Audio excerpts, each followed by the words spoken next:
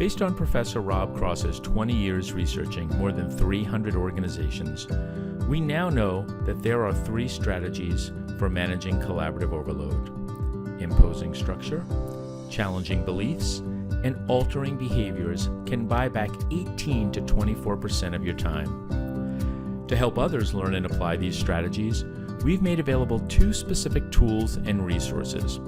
This video will cover the features and functionality of the Collaborative Overload Activity Cards. Activity cards are designed to be applied in 4 types of activities in our GROW framework. Let's take a look at how the opportunity activity works.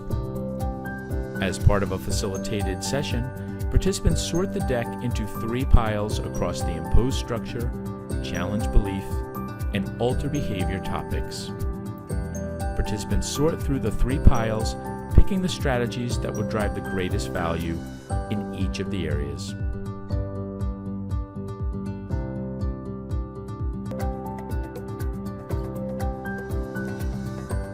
Then they turn the card over to review what they can do to best improve that particular area.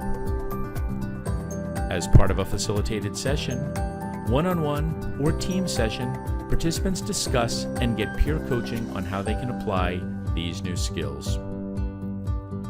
More about these resources can be found on the Connected Commons website, including additional videos that describe the Collaborative Overload Research and Resource Overview and the 360 Assessment.